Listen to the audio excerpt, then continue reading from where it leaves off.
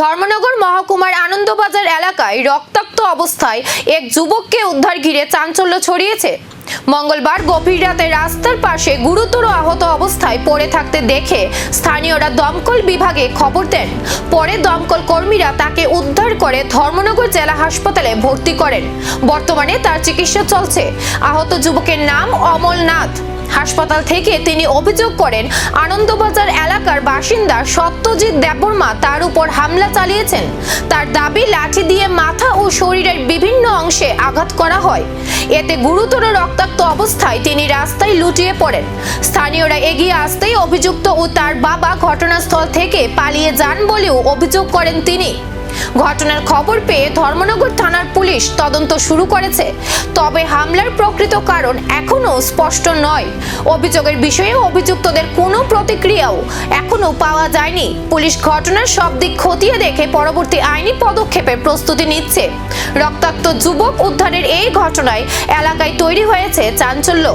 হামলার নেপথ্যে আসল কারণ কি এবং তদন্তে আর কি তথ্য সামনে আসে এখন সেই দিকেই নজর প্রশাসন ও স্থানীয় বাসিন্দাদের। আমরা কিছুক্ষণ আগে খবর পেলাম আনন্দবাজারে ঢুকতে গিয়ে বাজার সেটের সামনেই তো উনি নিজের অবস্থাতে রাস্তার সাইডে বসিয়ে রেখেছিলেন ওনাকে। তো প্রচণ্ড রক্তাক্ত অবস্থা। তো আমরা ওনাকে রেস্কিউ করলাম এবং ধর্মনগর হসপিটালে আমরা ওনার চিকিৎসা চলছে। ওনার নাম অমল নাথ, বয়স 33 বছর। ওনার বাবার নাম বিনন্দ নাথ, বয়স 60 বছর। বাড়ি রাজনগর, লক্ষ্মীপুর, ওয়ার্ড নাম্বার 1। তো ওনাদেরকে আমরা স্পটে আরও লোক ছিলেন ওখানে, ওনাদেরকে জিজ্ঞেস করলাম যে আসল ঘটনাটা কি। ওখানে উভয় পক্ষে মারামারি হয় এবং সত্যজিৎ দেববর্মা নামে ওনার বয়স 30 বছর, উনি ওনাকে অ্যাসল্টিং করেছেন এবং আঘাত করেছেন প্রচণ্ডভাবে মাথাতে। তাতে মাথাটা প্রচণ্ডভাবে ফুটে গেছে মাথা এবং প্রচণ্ড ব্লিডিং হচ্ছে।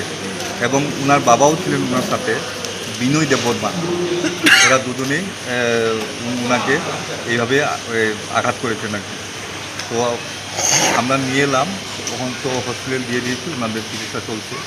এমনি কিছু জানতে পেরেছেন কি বিষয়টা কি হতে পারে? প্রপার ইনভেস্টিগেশন চলছে, ওখানে স্পটে পুলিশ আছে। হ্যাঁ, তো ওরা ঠিকমতো বলতে পারবেন আসল ঘটনাটা কী বিষয় নিয়ে মারামারি হয়েছে। আমরা অতটুকু জানি মারামারি হয়েছে বা মেরেছে যে উনি সত্যজিৎ দেববর্মা। স্পটটা কোথায় ছিল?